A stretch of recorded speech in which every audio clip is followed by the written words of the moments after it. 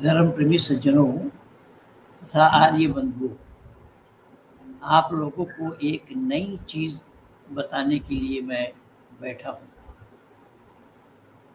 वो नई बातें ये है कि न्यूज़ चैनल में तो आप लोग सुने ही होंगे कि नासिक में एक सूफी मौलाना को कत्ल कर दिया, सूफी मौलाना की हत्या हुई। 4 अज्ञात लोगों ने उन्हें मारा है, ये बताया जा रहा है। तो जबकि उन्हें कोई हिंदू ने नहीं मारा, उन्हें मुसलमान ने मारा। और अकॉर्डिंग टू कुरान मुसलमान को कत्ल करना कतई हराम है। इसे आप लोग सप्रमाण सुनिए। मेरे बनाए हुए, मेरे तैयार किए हुए शागिर्द संदीपन रॉय, इंजीनियर संदीपन रॉय जी से, और ये भी मैं आप लोग को बता दूं, संदीपन रॉय जी के मुखारबिन से सुनिए और मौलाना के साथ वार्ता गणेश जी का भी सुनिए। गणेश जी का काफ़ी दिन से आप लोग नहीं सुने होंगे, वो खुद परेशान थे, व्यस्तता थी उनके पास काम की इतनी कि वो समय नहीं निकाल पा रहे थे। लेकिन मौलाना जावेद जो कि महाराष्ट्र नांदेड़ का है, मेरे टच में काफ़ी दिन से है और ज़्यादातर वो गणेश जी से बात करते हैं। तो गणेश जी से उनकी जो वार्ता हुई है वो भी सुनिए। गणेश भी मेरे तैयार की हुई है। मैं संपूर्ण आर्य जगत को ये बताना चाहूँगा कि इस प्रकार का काम एक महेंद्र पाल आर्य को छोड़कर किसी ने किया हो तो दिखाओ और बताओ। एक काम में ही सारा आर्य जगत दब जाएंगे, जिस काम को मैं किया हूँ। इसलिए मेरे सामने डिंग मत हाँकना। मैं किसी को डिंग हाँकने नहीं दिया हूँ, न दूंगा। मैं ये काम इसलिए किया कर रहा हूँ कि मेरे ना रहने पर भी ये काम वैदिक सिद्धांत का प्रचार और प्रसार चली जाए, वैदिक सिद्धांत का प्रचार हो। मैं पीढ़ी तैयार किया हूँ, कर रहा हूँ, ऐसे ही अनेकों को तैयार किया। आश्चर्य की बात यह है, चाहे वो संदीपन रॉय हो, चाहे वो गणेश दास हो, ये सब बंगला भाषी हैं। इन बंगला भाषियों से हिंदी, उर्दू, अरबी का उच्चारण, वेद मंत्र का उच्चारण सुनिए। महेंद्र पाल की तैयार की हुई ये फौज है। परमात्मा की असीम अनुकंपा है कि हमारे फौज के सामने से निकलना संभव नहीं है। एक वीडियो और है, वो थोड़ा लंबा है, हो सकता है कल तक मैं आप लोगों को पहुंचा दूं। प्रोफेसर विप्लव मंडल जी का है। विप्लव मंडल जी ने बंगला भाषा में उन सेकुलर वादियों को जवाब दिया है प्रमाण के साथ। बहुत सारे मौलानाओं के विचार भी सुनाए हैं, बहुत सारे हदीसों का भी प्रमाण दिया है। तो वो कल तक मैं लगा दूंगा। विप्लव मंडल जी भी मेरे संपर्क से तैयार हुए हैं। इसलिए मैं आप लोगों को निवेदन कर रहा हूँ कि पहले सुनिए कि एक मुसलमान को दूसरा मुसलमान कत्ल करे, ये कतई हराम है, तथापि किया हुआ है। इस सूफी साहब की हत्या कैसे हुई है, इसको देखिए। नासिक से ये बड़ी खबर है। यहाँ चिंचोड़ी इलाके में एक सूफी युवक की गोली मारकर हत्या कर दी गई। अफगान नागरिक बताया जा रहा है ये सूफी युवक। इसका नाम सूफी ख्वाजा सैयद जरीफ चिश्ती। गोली मार दी गई इस सूफी युवक को। हत्या के बाद 4 अज्ञात शख्स 4 पहिया वाहन में फरार हो गए। जो शुरुआती जानकारी मिल रही है उसके मुताबिक ये सूफी ख्वाजा सैयद जरीफ चिश्ती एक अफगानी मौलवी था, नासिक में था। नासिक में ही इस पर यह जानलेवा हमला हुआ, गोलियां इस पर दागी गई, जिसकी वजह से इसकी मौत हो गई। अफगानी नागरिक मौलवी बताया जा रहा है, सूफी पंथ को फॉलो करने वाला ये शख्स जिसकी नासिक में हत्या कर दी गई है। नासिक पुलिस के एसपी रूरल सचिन पाटिल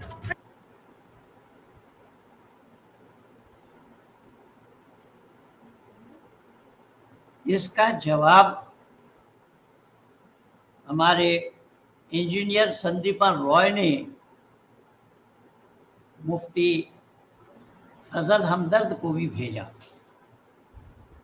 कि मुफ्ती साहब आप लोग फतवा क्यों नहीं दे रहे हैं कि मुसलमान को कत्ल करना हराम है।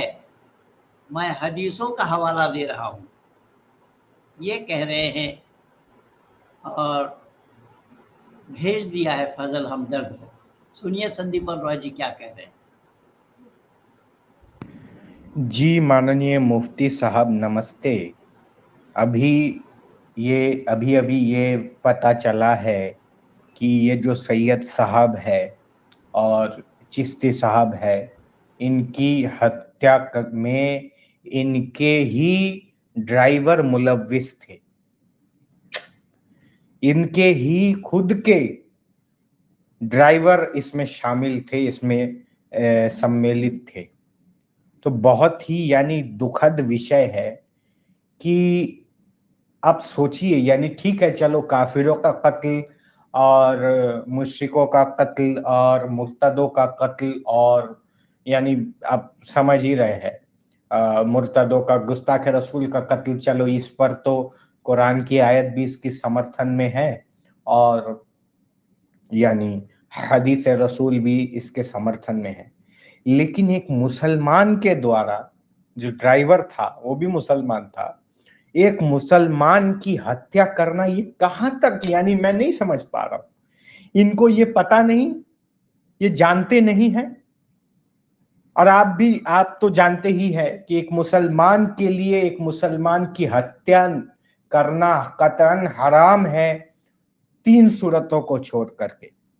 और वह हदीस आई है बुखारी शरीफ में, मुस्लिम शरीफ में, अन-नसाई में, सुनन नसाई में आई है कि अन रसूलुल्लाह सल्लल्लाहु अलैहि वसल्लम क़ाल ला यहिल्लु लहु दमु अम्रिहिम मुस्लिमिन यशहदु अल्लाह इलाहा इल्लल्लाह व अन्नी रसूलुल्लाह इला बि इहदा सलासिन अन-नफ्सु बिन-नफ्सि वस्सय्यबु ज़ानी वत्तारिकुद्दीनहु मुफारिकु। तो यहाँ बताया गया है कि रसूलुल्लाह सल्लल्लाहु अलैहि वसल्लम ने फरमाया कि एक मुसलमान का दूसरे मुसलमान की हत्या करना ये कतअन नाजायज है, कतअन हराम है, ये सरासर गलत है। ये इनको नहीं मालूम, केवल 3 सूरतों को छोड़ करके, 3 सूरत में, यानी एक तो है वस्सय्यबुज़्ज़ानी, अगर वो जिना करे, और हाँ, और उसमें यानी अगर वो यानी वन्नफ्सु बिन नफ्सी, यानी अन-नफ्सु बिन नफ्सी, यानी अगर वो यानी जान के बदले जान, किसास के बदले किसास, ये एक सूरत। दूसरा है अगर वो जिना करे। तीसरी सूरत है कि अगर वो अपना मजहब बदल ले। तो इन तीनों सूरतों को छोड़ करके माननीय मुफ्ती साहब, एक मुसलमान दूसरे मुसलमान की हत्या कैसे कर सकता है? ये बहुत ही चिंता का विषय है। परमात्मा सबकी हिफाजत फरमाए। नमस्ते। जी माननीय मुफ्ती साहब नमस्ते। बहुत ही दुख के साथ, बहुत ही कष्ट के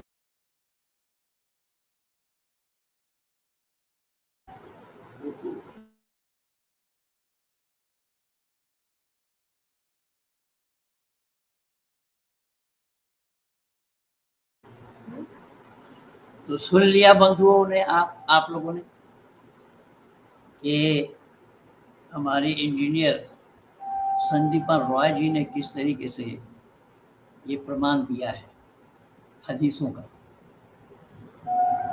और ये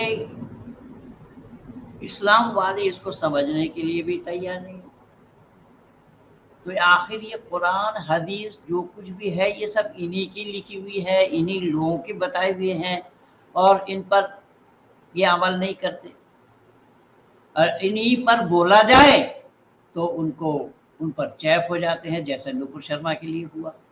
जबकि नुपुर शर्मा बोला क्या था कि आज तक किसी ने बोलने के लिए भी राजी नहीं, बोलकर राजी नहीं, बोलने के लिए तैयार नहीं। आखिर वो बोला क्या था उसको भी तो सुना कोई, और ना ये दूरदर्शन में एंकर वाले उन लोगों को पूछ पाते हैं, क्योंकि दूरदर्शन वाले भी वैसे ही हैं। दूरदर्शन में अगर चाहे कायदे की बात तो किया जा सकता है, लेकिन ये सब लोग वैसे ही है, अपना टीआरपी लेने के लिए ये सब काम कर रहे हैं, इनको तथ्य से कोई मतलब नहीं है। कोई दूरदर्शन का एंकर को मैंने ये देखा कि भाई नुपुर शर्मा नहीं बोला, नुपुर शर्मा ये सब हो रहा है, लेकिन क्या बोला उनसे किसी ने नहीं पूछा, भाई क्या बोला आखिर आप भी तो बताओ क्या बोला, वो बताने की हिम्मत किसी की नहीं है। लेकिन ये संदीप रॉय को आपने सुना कि मेरे तैयार किए हुए बच्चे किस तरीके से अरबी जुबान को सुना रहे हैं, आप लोगों ने देखा, और ये मूल रूप से बांग्ला भाषी है।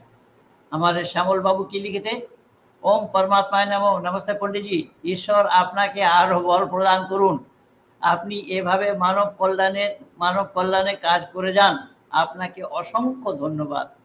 असंख्य धन्यवाद श्यामल बाबू के। देखिए हमारे एक श्यामल आर्य हैं, बंगाल के हैं, और बांग्ला भाषा में ही उन्होंने लिखा है। पहले तो मुझे नमस्ते किया और ये बता रहे हैं कि परमात्मा से प्रार्थना यही करता हूँ कि आप इसी तरीके से मानव कल्याण के लिए काम करें, आपको असंख्य धन्यवाद है।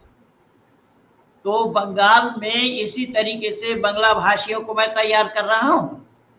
ये काम किसी आर्य समाज के अधिकारी, आर्य समाज के प्रचारक, आर्य समाज का कोई संगठन, आर्य समाज का कोई विद्वानों के द्वारा ना हो पाया, ना हो पाएगा। मैं चुनौती दे रहा हूं, ये जितना भी बकवास करने वाले हैं, ये तो सब मैं बोलना लिख भी तो दिया, ये अमीरों के टुकड़ों में पलने वाले कुत्ते हैं, इसलिए भौंक रहे हैं। और महेंद्र पाल के सामने भौंकना संभव नहीं है, क्योंकि भौंकने वाले के लिए मैं मोटा सोटा रखता हूं। ये मेरा काम बोल रहा है, ये काम क्या है उसको देखिए। और सुनिए गणेश दास जी क्या बोल रहे हैं। गणेश दास जी के साथ मौलाना जैद की बात हुई। मौलाना जैद मेरे टच में काफी दिन से है, और गणेश जी से उनकी वार्ता होती रहती है। गणेश जी से किस विषय पर वार्ता हो रही है उसको सुनिए आप। हाँ, किसी वजह से कट गया होगा। बोलिए। अभी जो आप बोल रहे हैं संस्कृत जबान के ऊपर जो बात कर रहे हैं जावेद भाई आप, संस्कृत जबान से हिंदी जबान दूर नहीं है, और आसामीज भी दूर नहीं है, हिंदी भी दूर नहीं है, बंगाली भी दूर नहीं है, सब नजदीकी है। ठीक है, ये सारी थोड़ा थोड़ा बहुत ये गलत बात है आपकी, क्योंकि संस्कृत जबान कोई भी नहीं समझता। क्यों नहीं समझेगा, क्यों नहीं समझेगा? कौन नहीं बोलेगा? वेद में तो कहा गया है पहले ही, यथे मम वाचम कल्याणी माँ बदानी जनव्या, ये कल्याणी वाणी पूरी मानव मात्र के लिए है। तो ये सभी समझेगा ना। ऐसी जबान के अंदर है जिस जबान को कोई भी नहीं समझता है दुनिया में। हाँ, तो अरबी जबान का तो कोई समझता ही नहीं है ना। पूरे 52 देश या 40-50 देश है जिसमें अरबी बोली जाती। हाँ, तो वो लोग जाके फैलाया ना, वो लोग जाके फैलाया। हाँ, वो लोग जाके तो आपकी जो मुझे बोलने। और सुनिए, आप तो 52 देश की बात कर रहे हैं ना। आप लोगों में ऐसे भी कोई मुसलमान बच्चे हैं जो अरबी का आदि नहीं जानते हैं, तो कुरान का 6 कलमा भी नहीं जानते हैं कुरान का। आप लोगों में ऐसा कोई नहीं है। ऐसा 100 में 70% ही ऐसा है जो कुरान का एक भी कलमा हो, चाहे कुछ भी आयत हो, तिलवत नहीं कर सकता। ठीक है ना। ये अरबी को इसीलिए मैं कह रहा हूँ कि आपने सुबह भी मुझसे बात किया था कि ये जो वेद जो संस्कृति है ये हमारी भारत की है। हमारे अंदर में मनभेद हो सकती है, लेकिन मतभेद नहीं होना। ठीक है, मतभेद है लेकिन मनभेद नहीं होना चाहिए, क्यों निवासी तो एक ही देश की है ना। और वो आयत मिल गया क्या जो अल्लाह ने बोला है, अभी तक तुम्हारे दिल में ईमान दाखिल नहीं हुआ। नहीं, अभी जो अपनी बात चल रही थी वही जो जबान में है, फिर उसी जबान के बोलने वालों के लिए है। तो जो संस्कृत जो सिर्फ इंडिया वालों को भी नहीं होना चाहिए, इसलिए कि वो अरे नहीं, इंडिया वाले भी वो हिंदी तो बोलते हैं। आपके कुरान में लिखा हुआ है ना, वेद में तो ऐसा लिखा हुआ नहीं है कि ये संस्कृत बोलने के लिए है, ये भारत के लिए है। वेद में तो ऐसा नहीं है। वेद में तो तो आया फिर है वो वाचम जी जी कल्याणी माँ बदानी जनभ्या, ये कल्याणी हाँ बात पूरी मानव मात्र के लिए है। वेद ने तो ऐसा कहा है। अच्छा कुरान के जैसा तो वेद ने नहीं कहा ना कि ये तुम्हारी मातृ जबान में उतारा है ताकि तुम समझ पाओ। वेद ने ऐसा अच्छा, फिर नहीं ये कहा। ये कैसा तो करना कुरान का फिर कहना है। वे, तो मतलब ये नतीजा ये निकला कि अब संस्कृत तो कोई भी बोलने वाला नहीं है, इसलिए वे तो कोई भी किसी को कोई नहीं कोई भी देती है। बोलने वाला नहीं है। आप भी बोलिए, आप भी पढ़िए, आपकी भारत की संस्कृति है, आप भी पढ़िए। आपको कौन मना कर रहा है? मैं रोक रहा हूँ थोड़ी आपको। तो नहीं ना, वो मेरी जबान तोड़ दे, मुझे जरूरत ही नहीं है ना उसके लिए। हाँ, तो आपको अगर जरूरत ईश्वर नहीं है तो को मुझे भी ईश्वर वो तो मुझे भी कुरान की जरूरत नहीं है ना। हम तो बातचीत का आदान प्रदान करने के लिए मैंने आपको कॉल लगाया। मुझे भी नहीं जरूरत तो नहीं है ना आपने कुरान तो की, मुझे काहे की जरूरत है? अच्छा अच्छा, मैंने तो आपको ये नहीं कहा कि भाई जो ईश्वर ने जो तो वेद ईश्वर ने जो तो वेद संस्कृत में क्यों उतारा, वो इसलिए तुम्हारी हो गई, तुम बोलते तो ऐसा मैंने थोड़ी बोला। आप जैसा आपने बोले कुरान को अरबी में उतारा था तो अरबी वालों के लिए बोले। लिखा हुआ नहीं है ना, वेद में ऐसा लिखा हुआ नहीं है ना, आपके कुरान में तो लिखा हुआ है। नहीं, आपने एक उसूल बना दिए थे ना कि भाई जो जबान में उतरी तो पुस्तक वो उसी जबान वालों के लिए बोले आपने, तो मैंने उसी हिसाब से बोला भाई वो तो कुरान तो अरब वालों के जो लिए जबान बोलने वाले थे वो संस्कृत उन्हीं के लिए है। नहीं, आप कुतर्क कर रहे हैं। ऐसा कुतर्क करने से नहीं होगा। आपके नहीं कुरान ना, में लिखा हुआ है, आपने भी मान लिया इस बात को, सही है। हाँ नहीं, मान रहा हूँ मैं। हाँ, तो वेद में तो ऐसा लिखा हुआ नहीं है ना। वेद ने तो कहा है जो कल्याणी बानी पूरी मानव मात्र की कल्याण के लिए है। तो पूरी मानव मात्र के हाँ कल्याण के लिए तो किसके लिए है? जन्म से कोई मानव नहीं है, नहीं होता है, उसको इंसान अगर बनाना हमारे पड़ता है, कल्याण के लिए, शिक्षा देना होता है, हमारे तब कल्याण जाके के वो ना मानव बनता है। और जो मानव बनता है उसके हमारे लिए वेद है। ये तो वेद ने समझा दिया। जो मानव बनना चाहता है उसके लिए वेद है। जो इंसान बनना चाहता है उसके लिए कुरान है। हाँ जी। जो इंसान बनना चाहता है उसके लिए कुरान है। हाँ, इसीलिए तो मतलब वो सब आयत आई है ना, उसको मार दो, उसको मार दो। ये कि इंसान का काम है क्या किसी को मारना? ये वेद इंसान का काम वेद है, इंसान का वेद काम है क्या निंदक को ये? जो है तो वेद निंदक को मारो काटो जब खत्म कर दो।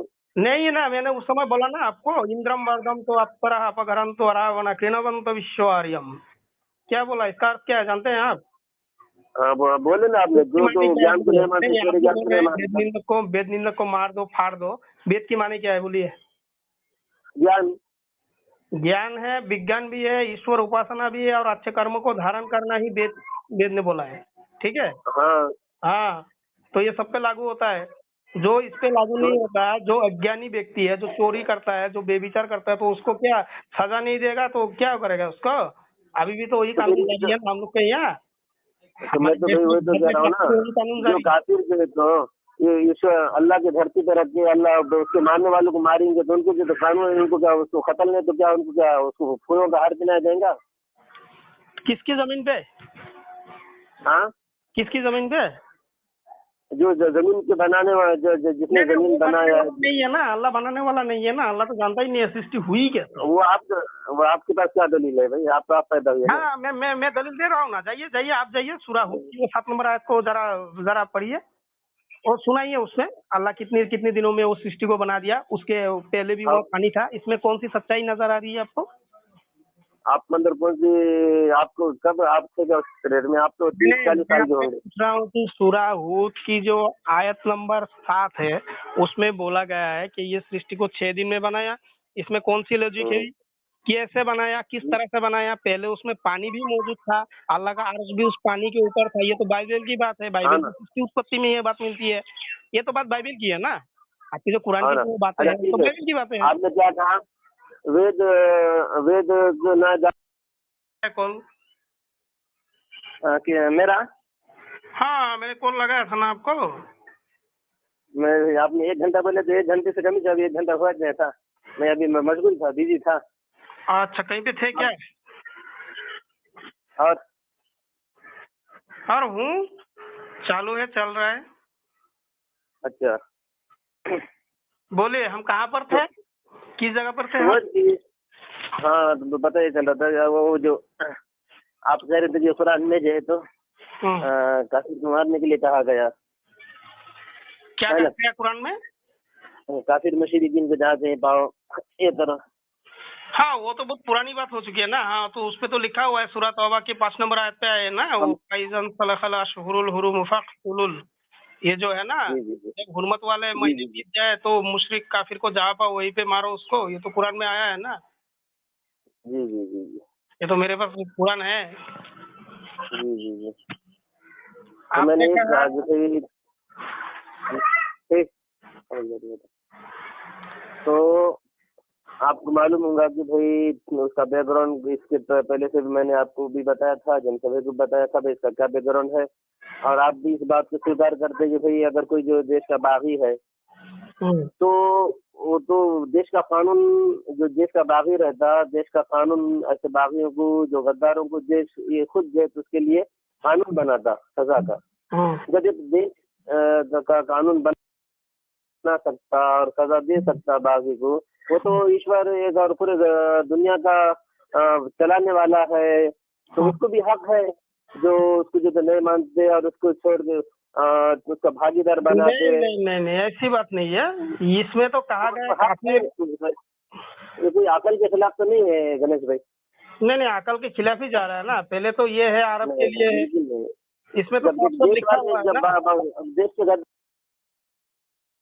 देखिए, ये कह रहे हैं कि कुरान अकल के खिलाफ नहीं है। मैं आप लोगों को बता देता हूँ कुरान अकल के खिलाफ कहाँ है। सूरा कलम को खोलिए और यहाँ सूरा कलम की शुरुआत में ही अल्लाह ने ये बताया, नून वल कलम वमा यस्तुरून। इसमें अल्लाह ने बतलाया कि एक मछली के पीठ में, मैं इसे पहले भी बोल चुका हूँ, लेकिन यहाँ बात आई कि विज्ञान विरुद्ध क्या है, कानून के खिलाफ क्या है, मानवता के विरुद्ध क्या है, इसलिए मैं बोल रहा हूँ। ये जैद ने बोला कि कोई विरुद्ध बात नहीं है, तो मैं बोल रहा हूँ कि एक मछली है जो धरती से भी बड़ी है, जिसके पीठ पर ये पृथ्वी रखी है अल्लाह ने।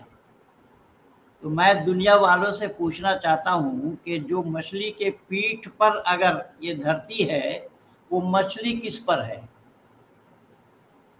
ये विज्ञान विरुद्ध बात है या नहीं है? अपने आप ही सोचिए, अपने आप ही समझिए। इसलिए देखिए, हमारे यशवसी जी लिख रहे हैं कि अल्लाह दयावान कैसे हैं, ये सिद्ध कीजिए। अल्लाह दयावान है ही नहीं है। अल्लाह जब पशुओं के गले में छुरी चलाने के लिए कह रहे हैं, मानवों की हत्या के लिए कह रहे हैं, कत्ल करने के लिए हुक्म दिया है, तो फिर अल्लाह दयावान कैसे? अल्लाह बिल्कुल दयावान नहीं है। तो मैं ये निवेदन कर रहा था कि जो पीठ के, मछली के पीठ पर ये धरती टिकी है, वो मछली किस पर टिकी है ये बताए जरा कुरान वाले। और मौलाना जैद से मैं ये पूछ रहा हूँ कि जो तुम गणेश से बात कर रहे हो और गणेश जी हवाला दे रहे हैं, गणेश जी, उसका जवाब तुम्हारे पास नहीं है और नहीं दे सकते हो। तो बंधुओं, यही मैं आप लोगों को बताना चाह रहा हूँ कि इस प्रकार की बच्चों को मैंने तैयार किया है। ये मेरे तैयार किए हुए बच्चे हैं कि मेरे रहने ना रहने पर भी इस वैदिक संस्कृति का प्रचार और प्रसार चलती चली जाए, ना रुके। और यह काम किसी आर्य समाजियों ने नहीं किया, और ना उन लोगों में ये शक्ति है, ना वो जानकारी है कि कर सके। वे लोग तो केवल अपने कुर्सी पर चिपके हुए हैं, और कुछ लोग जो अमीरों के टुकड़ों में पलने वाले जो कुत्ते हैं वही भौंक रहे हैं। इसीलिए मैं निवेदन कर रहा हूँ, दुनिया वालों को समझना चाहिए कि महेंद्रपाल आर्य का काम क्या है, किस प्रकार से काम कर रहे हैं, कैसा काम हो रहा है। वेद के सामने ना खाता खोल पाया है कोई, और ना खाता खोलने के लिए कोई गुंजाइश है। कुछ लोग ये कह रहे हैं कि राम और यानी रामकृष्ण परमहंस देव और विवेकानंद के लिए कुछ मत कहिए। भाई, रामकृष्ण परमहंस देव और विवेकानंद के लिए कुछ नहीं कहिए, क्या उन लोगों का ये काम था? न वो जानते, विवेकानंद ने कुरान के पक्ष में बोला है, इस्लाम के पक्ष में बोला है। मैं उधर जाना नहीं चाहता, इसलिए मैं अभी बंगला में किसी ने लिखा था, रामकृष्ण परमहंस देव नमाज पढ़ी, गोमांस खाए, और इससे ज्यादा और क्या प्रमाण चाहिए? और उन्हीं की किताब में ही मौजूद है।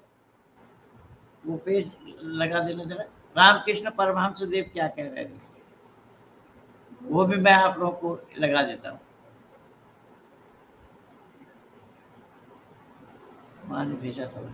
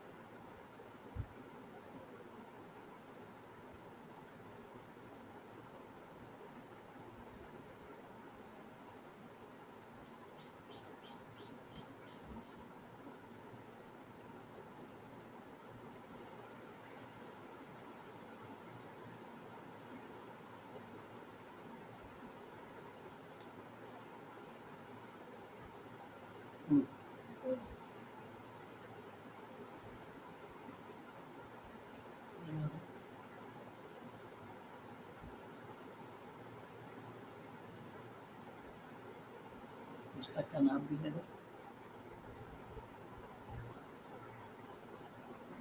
अब चलो,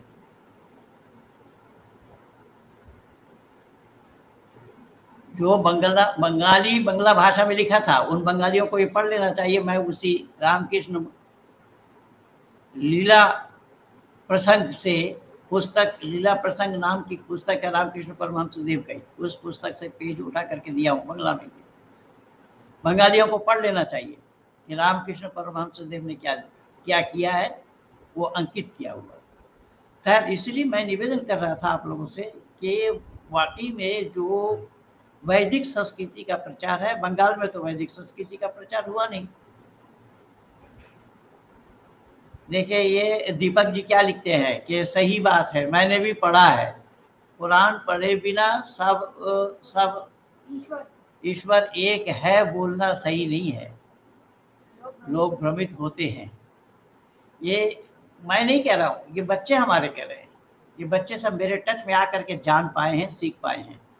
इसलिए मैं बोल रहा हूँ कि बंगाल में प्रचार नहीं हो पाया। जो मानवता विरुद्ध कर्म करने का हुक्म है वो अल्लाह सबसे बड़ा गुनाहगार है। बिल्कुल सही कह रहे हो हैं? हाँ।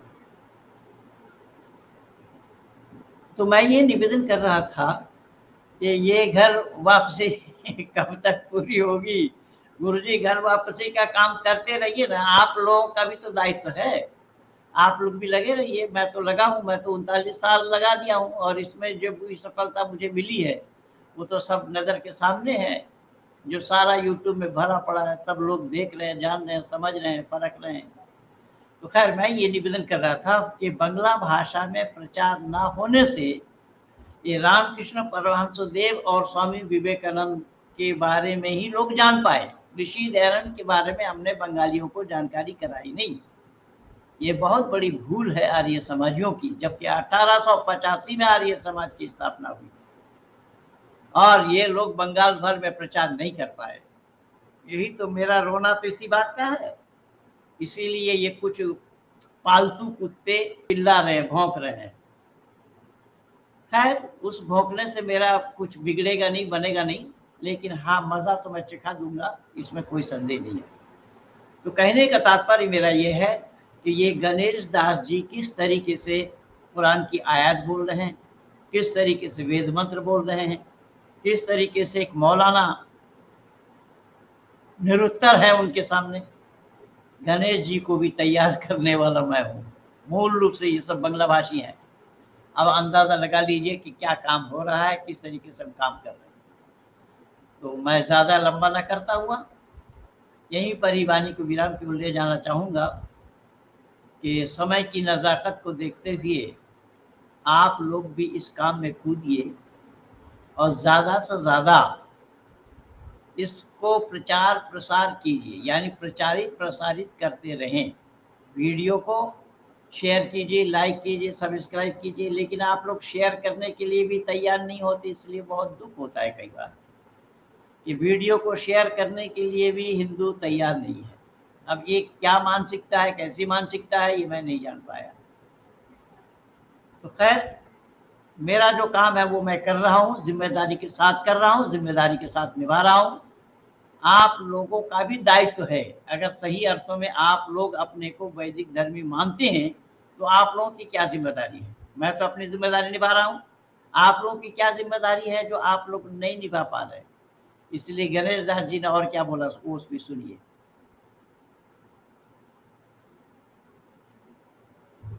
ये तो देश की गद्दार को नहीं बोला है ना, इसमें बोला है काफिर और मुशरिक को, जो मूर्ति पूजक है। काफिर किसे कहते, जो काफिर किसे कहते, जो अल्लाह का कहता है, जो खुद बगैर वाले का इनकार कर रहा है। सुनिए, जो अल्लाह को ना माने, जो जिब्राइल मिकाइल नबी फरिश्ता को ना माने, जो हजरत मोहम्मद साहब को ना माने, वही काफिर है। ये कुरान में साफ साफ लिखा हुआ है। बेशक ये तो गद्दारी है इनको नहीं मानना। वो अल्लाह तो अरब के लिए है ना, ये भारत के लिए तो है ही नहीं। ये कहाँ से ऑलमाइटी है? अल्हम्दुलिल्लाह रब्बिल आलमीन के माना होते पूरे जहानों का रब। नहीं,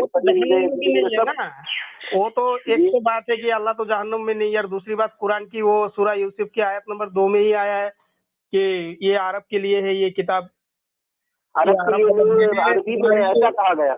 नहीं, वो बोला गया है उस आयत में, कुरान में ही बोला गया है, अल्लाह नहीं बोला है। सूरा यूसुफ की आयत नंबर 2 में अल्लाह ने फरमाया कि ये मैंने तुम्हारी मादरी जबान में उतारा, तुम्हारी भाषा में उतारा है ये कुरान, ताकि तुम समझ पाओ। ये तो अरब वालों के लिए हो गया, ये हमारी भारत के लिए कहाँ है? ये भारतीय संस्कृति कहाँ है? ये वो तो अरब देश का कानून होगा ना। ये भारत की कहाँ से हो गई? ये तो भारतीय संस्कृति में, सुनिए, भारतीय संस्कृति के साथ इसका दूर दूर तक कोई जुड़ाव, कोई लगाव है नहीं। इसलिए मैं कहता हूँ कि हम तो भारत के निवासी है भैया। आपकी हमारी मतभेद हो सकती है, लेकिन मनभेद नहीं हो सकती, क्योंकि हम तो एक ही देश की निवासी है ना। तो हमारी भारत की भी कोई संस्कृति है, तो उसको भी तो जानना चाहिए ना सबको। उसको भी तो सबको जानने का हक है, जानना चाहिए। आप बोलिए कि आप अपने देश की संस्कृति को नहीं जानना चाहते, तो इससे ये समझ में आ गया कि जो वेदों का जो परमेश्वर ईश्वर है वो सिर्फ हिंदुस्तान वालों के लिए, अरब वालों के लिए नहीं है। इसलिए कि उन्होंने जो तो वेद की जो वेद में पुरानी जबान है। नहीं जावेद भाई सुनिए, बात ऐसे कीजिए कि आप जो सवाल करेंगे ना उसको सुनने का भी आप वो धैर्य रखिए। वेद में ऐसा कहाँ लिखा गया है कि मैंने ये भारत वालों के लिए दिया है? ऐसा कहाँ लिखा है? ये दिखा सकते हैं आप मुझे? मैंने आपने तय करे ना भाई, आपने तय करे ना भाई, जो जबान में उतरी वो देश वालों के लिए। उसमें तो लिखा आ रहा है ना, मैंने अरब में दिया है, तुम्हारी मातृ जबान में उतारा है इसको ताकि तुम समझ पाओ। ऐसा तो साफ साफ लिखा है। ऐसा वेद में कहाँ पे लिखा हुआ है कि ये भारतवासियों के लिए दिया है, ये तुम लोगों के दिया है? वेद में ऐसा कहाँ लिखा हुआ है? चारों वेद से निकल के दिखाइए जरा। अच्छा, यानी आपकी बात से पता चल रहा कि अरब वालों के लिए दिया। नहीं, आप तो एक मौलाना है ना, आपको तो मुझसे ज्यादा जानकारी होनी चाहिए। आप तो एक मौलाना है, मैं आपको क्या समझाऊं? बोलिए। जी। आप तो एक मौलाना है ना भाई, आपको तो मुझसे ज्यादा जानकारी चाहिए। आप तो कुरान के आलिम है, मैं तो कुछ भी नहीं हूँ कुरान का। जी। अच्छा, तो कुरान में लिखा है कि अरब वालों के लिए ही दिया गया सिर्फ, है ना? जी, उसका ताफसीर में भी हूबहू वही लिखा है। ताफसीर इब्ने कसीर को भी देख सकते हैं, ताफसीर अहसानुल बयान को भी देख सकते हैं। बांग्ला भाषा में है मेरे पास, मैं हिंदी में आपको वो आयत पढ़ता हूँ। अच्छा, वो आयत पढ़ता हूँ मैं। आप ये कह रहे कि वो सिर्फ अरब वालों के लिए, दूसरों के लिए नहीं है। नहीं, आयत को पढ़िए ना, कलामुल्लाह को पढ़िए, कुरान को पढ़िए, कुरान ही अलिफ लाम रा तिल्का आयातुल किताबिल मुबीन इन्ना अंज़लनाहु कुरआनन अरबिय्यन। हाँ, लालिन ताक़िलून। अलिफ लाम रा तिल्का आयातुल किताबिल मुबीन, ये कुरान तिल्का आयातुल किताबिल मुबीन वाज़िह किताब की आयत है जी। ये वाज़िह किताब की आयत है। हमने उसको अरबी जबान में उतारा जी जी। ताकि तो अभी अरबी जबान में उतरा तो सिर्फ अरब वालों के लिए हो गया है ना। हाँ, तो उसपे तो लिखा आ रहा है ना, वो तो ऑथेंटिक है, वो तो है ना? कुरान में लिखा हुआ है। अभी अगर कोई मुसलमान बोलेगा कि ये गलत है तो वो तो मुसलमान ही नहीं है, वो कुरान को मानता ही नहीं है। कुरान पे लिखा हुआ है। अच्छा अच्छा, जी जी जी, बेशक कुरान पे लिखा हुआ है तो इसको डिनाई कहाँ कर सकते जी जी। हैं आप? अच्छा, कोई इनका जी जी जी। अच्छा चलो, अब इससे ये उसूल निकल गया कि भाई अरबी जबान में कुरान है तो वो सिर्फ अरब वालों के लिए हो गया है ना। अरबी जबान में वहाँ पे लिखा आ रहा है कि मैंने तुम्हारे लिए उतारा, तुम्हारी जबान में उतारा ताकि तुम समझ पाओ, ये अरब के लिए जी, है। जी, जी। कुरान में लिखा हुआ है साफ साफ। और दूसरों के लिए नहीं है, ये भी है लिखा है। कहाँ है? वहाँ तो कुरान में तो बोला गया ना कि कहीं पे कई बात लिखा हुआ है, कहीं पे और दूसरी बात लिखा हुआ है। ऐसे तो कुरान में तो आ रहा है ना।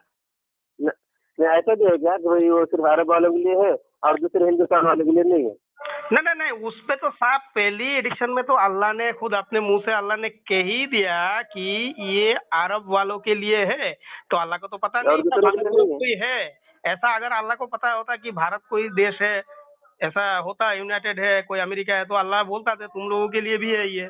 अल्लाह को पता ही नहीं था कि भारत उरत का जी वगैरह जी कोई जी। देश होता है, इसलिए तो अल्लाह ने कुरान में कह दिया ना ये तुम्हारे लिए है। अब तो मैं आपसे ये पूछना चाह रहा हूँ कि वहाँ पर ऐसा है, तुम ये कहना चाह रहे हो कि कुरान में ऐसा है ये सिर्फ अरब वालों के लिए है जी। और दूसरों के लिए नहीं है? नहीं है, कुरान में ऐसा तो लिखा है। अच्छा, ऐसा ही है, मैं जैसा बोल रहा था जी कि अरब वालों के लिए सिर्फ, दूसरों के लिए नहीं है ना? नहीं है, वो तो अरब वालों के लिए ना। वहाँ पे तो अल्लाह ने बोल दिया है ना, मैंने तुम्हारी मातृ जबान में हाँ उतारा है, तुम्हारी भाषा में जी उतारा है जी। ताकि तुम समझ पाओ। ये तो मक्का मदीना के लिए ही ये किताब है, कुरान में अल्लाह ने बोला है। अच्छा आप अगर उससे ज्यादा अच्छा बोलेंगे तो ये तो अल्लाह से ज्यादा तो आप इस्लाम को जानते नहीं है ना। अच्छा अच्छा अच्छा। तो आप ये कहना चाह रहे अरब वालों के लिए, मैं वो तो बोल रहा ना, आप लोग इस बात को साफ कर देंगे, अरब वालों के लिए है। जी अरबी में उतरी तो समझो अरब वालों के लिए है ना, जी। ऐसे ही बोलना चाह रहे ना, अरबी में है हाँ, तो उसको और तो अरब वालों के लिए। जी। अरबी में कुरान उतारा उसमें तो इसलिए अरब वालों के लिए, दूसरे के लिए अरे नहीं। उसपे तो लिखा हुआ है तुम्हारी मातृ जबान में मैंने उतारा था हाँ, कि तुम समझ पाओ। गणेश भाई, मैं इनकार नहीं कर रहा हूँ, वो आप बोलो मत लिखा हुआ है तो मैं मान रहा हूँ, मैं और कह रहा हूँ उसके अंदर लिखा हुआ है हमने अरबी में कुरान उतारा। बात है ही नहीं। वहाँ पर लिखा हुआ है कि हमने कुरान को अरबी में उतारा।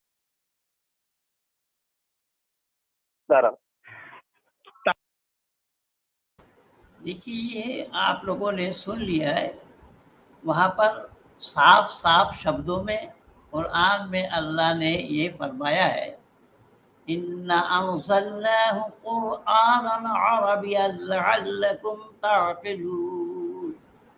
कुरान को अरबी ज़ुबान में मैं इसीलिए उतारा, तुम्हारी मादरी ज़ुबान अरबी है, तुम सही सही समझ सको और अरब वालों को समझा सको। ये बातें हैं। गणेश जी इसी का ही हवाला दे रहा, बार बार जावेद उससे हट नहीं रहा है और ये बता भी नहीं पा रहा है कि ये नहीं है, ये भी नहीं बताया जाना उसके लिए संभव नहीं है। और ये भी नहीं बता पा रहा है ये मौलाना साहब कि लिन्नासिल आलमीन भी बताया है अल्लाह ने तमाम आलमों के लिए है, तो वो भी नहीं बता पाया। तो कुरान में परस्पर विरोधी बातें हैं, यही गणेश जी बता रहे थे। गणेश जी का बोलने का लुबाब यही था कि इसी तरीके से कुरान में परस्पर विरोधी बातें हैं। तो बंधुओं, एक मौलाना को निरुत्तर करने के लिए हमारे बच्चों के पास इतनी तैयारी है कि मौलानाओं के पसीने निकल जाएंगे। और इसी तरीके से ये काम मेरा चल रहा है संपूर्ण दुनिया में। आर्य समाज कोई फैक्टर नहीं है, मैं आर्य समाज के लिए नहीं कहूँगा, लेकिन ये काम किसी और के द्वारा नहीं हुआ है। जो आर्य समाजी डिंग हाँकते हैं, ये एक ने वो अपने को आचार्य भी लिख रहा है, और ज्ञान का प्रकाश भी लेकर रहा है, लेकिन उसकी मूर्खता देखिए, ये भूल बस लिखा गया, ये लिखा है। अब उस आचार्य को इतनी सी अकल नहीं है कि भूल बस होता है या भूल वश होता है, आचार्य बने फिर रहे हैं। तो ऐसी जाहिलों की जमावड़ा है आर्य समाज, ऐसे मूर्खों की जमात है आर्य समाज। इसलिए यानी आर्य समाज नहीं है, आर्य समाजियों में ऐसे मूर्ख लोग भरे पड़े हैं जिसको तालवेशा मदनसा दत्तसा का ही ज्ञान नहीं है। और ये 3 सा का उच्चारण ऋषि दयानंद के वर्ण उच्चारण में शिक्षा में ही लिखा है, उच्चारण दोष, वर्ण उच्चारण पढ़ने के बावजूद भी उस पर बोल नहीं सकते। तालवेशा मदनसा दत्तसा का भेद नहीं है। तो ये इस तरीके से है, इस संगठन में ऐसे लोग भरे पड़े हैं, मूर्खों की कमी नहीं है। यहाँ मनोज शर्मा जी क्या लिख रहा है, जगत गुरु महेंद्र पाल आर्य। ऐसा मत कहो बाबू, महेंद्र पाल आर्य जी प्रणाम, ईश्वर आपको दीर्घायु प्रदान करे एवं बुराइयों से लड़ने की शक्ति प्रदान करें, यही मेरी आपसे प्रार्थना है। फिर कभी मैं एक प्रश्न भी पूछ लूंगा। ठीक है, बहुत बहुत धन्यवाद है मनोज बाबू। तो इसीलिए मैं, सुमित कुमार जी क्या लिख रहे हैं, पंडित जी को सादर नमस्ते जी। एक साइंस जर्नी नाम से चैनल, हाँ, वो साइंस जर्नी वालों का मेरा उत्तर दिया हुआ है बाबू, आप वहाँ पर देखिए, मेरे यूट्यूब में लगा हुआ है। और साइंस जर्नी वालों को आप कहिए कि वो मेरे साथ डिबेट करने के लिए, मैं तो परसों शर्त बता दिया था कि लिखा पढ़ी करके, स्टैम्प पेपर पे लिखा पढ़ी करके मेरे साथ डिबेट करें, सामने आए। दीपक कुमार जी लिख रहे हैं कि बहुत से कांग्रेसी, वामपंथी, जिहादी आर्य समाज में घुस के भ्रम फैलाते हैं। बिल्कुल सही कहा है दीपक बाबू आपने, आर्य समाज में भी घुसपैठ हुआ है। कांग्रेसी तो आर्य समाज में रहे। मैं तो एक जगह बोला कि कोई भी कांग्रेसी, मैंने यह बोला था राम प्रकाश जी को पिछले दिनों में, जब सत्याग्रह प्रकाश केस जीतने के बाद दिल्ली में मुझे सम्मानित किया गया स्वामी श्रद्धानंद बलिदान दिवस पे, उसमें मैं आचार्य राम प्रकाश जी को बोला था। वो कांग्रेस के थे, राज्यसभा के मेंबर थे हरियाणा से। मैंने कहा कि स्वामी श्रद्धानंद ने कांग्रेस छोड़ी, फिर आर्य समाज का कांग्रेस से क्या मतलब, उस कांग्रेस में क्या क्या है वो सब दुनिया के सामने है। ये दीपक जी क्या लिख रहे हैं, सर कृपया किरात और अरूफ पे एक सेशन करें, अरूफ पे एक सेशन करें। हाँ ठीक है बाबू, देखा जाएगा, देखेंगे, प्रयास करेंगे। यशस्वी जी फिर क्या लिख रहे हैं, पंडित जी मैं भी आपसे शिक्षा ग्रहण करना चाहूंगा, मैं महर्षि दयानंद सरस्वती जी के पूर्णतया संतुष्ट हूँ। बहुत बहुत धन्यवाद बाबू भारती जी, भारत जी, यशस्वी भारत शिवाजी की फोटो लगाई है, शिवाजी की फोटो लगाई। हाँ शिवाजी की फोटो लगा। बहुत बहुत धन्यवाद आपको, आप इसी तरीके से लगे रहे। तो ये मैं थोड़ी सी जानकारी आप लोगों को सामने लेकर के बैठ गया था कि आज किस तरीके से मैं अपने बच्चों को तैयार करने में लगा हूँ,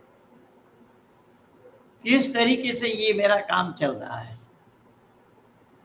और यहाँ लिख करके भी भूल स्वीकार कर रहे हैं, लिखा खुद और कर भूल बस लिखा गया। अबे मूर्ख, फिर लिखा क्यों था तू, बस हो या ट्रेन हो, तू लिखा क्यों? जब तुझे गलती स्वीकार करना है, गलती स्वीकार करना था, अपनी गलती को तू स्वीकार करेगा। ये कोई अकलमंदी है, बुद्धिमानी और आचारी भी है। रे जाहिल कहीं का, डूब मर चुल्लू मर पानी में। सर हम आपके ऋणी हैं, आप सनातनियों को जगा रहे हैं। नहीं ऐसा मत कहिए अजय बाबू, ऋणी विनी नहीं है, ऋषि ऋण हर एक के लिए है। ऋषि ऋण से उऋण होना ये सबका दायित्व है। तो मैं ऋषि ऋण से उऋण होने के लिए मैं प्रयास कर रहा हूँ। आप लोग भी इस काम को करिए, आप लोग भी इसी तरीके से काम करिए, औरों को भी जगाइए, आप लोग औरों तक मेरी बात को पहुंचाइए। तो खैर ये वीडियो को मैं लंबा न करता हुआ, गणेश जी को भी रोक लिया, गणेश जी की थोड़ा सा विचार और आगे भी है, लेकिन मैं ये लंबा ना हो जाए, मैं यहीं पर ही रोक रहा हूँ। चाहे विवेकानंद के चेले हों, रामकृष्ण परमहंस देव के चेले हों, तो इसीलिए मैं तो बोल रहा हूँ कि रामकृष्ण परमहंस और विवेकानंद के बारे में बंगाल में ऋषि दयानंद के विचारों को हम जन जन तक नहीं पहुंचा पाए उन बंगालियों के बीच, और ना पहुंचाने के लिए दोषी ये हिंदी भाषी है। ये हिंदी भाषी लोग बंगाल में बंगालियों के बीच अपनी बातों को लेकर नहीं जा पाए, नहीं गए, और ना ले जा पाना ये सबसे बड़ी कमी है। इसीलिए मैं चाहूँगा कि बंगाल में बांग्ला भाषा में बंगालियों के बीच ऋषि दयानंद की विचारधारा को जन जन तक पहुंचाने का प्रयास करें। हिंदी तो दुनिया भर में प्रचार है, हिंदी का प्रचार तो दुनिया भर में है, पर बंगाल में बांग्ला भाषा में प्रचार होना चाहिए, तभी बंगाली लोग जान पाएंगे कि कौन थे दयानंद, क्या है वेद, क्या है वैदिक मर्यादा, क्या है वैदिक संतति, क्या है ऋषि दयानंद की परंपरा, ऋषि दयानंद के मंतव्य क्या है, ये सब बांग्ला में प्रचार करना पड़ेगा। तो खैर मैं अधिक ना लंबा करता हुआ यहीं पर ही अपने को रोक रहा हूँ। आप सब लोगों को बहुत बहुत धन्यवाद। ये वीडियो अच्छी लगे तो ज़्यादा से ज़्यादा औरों तक पहुँचाना।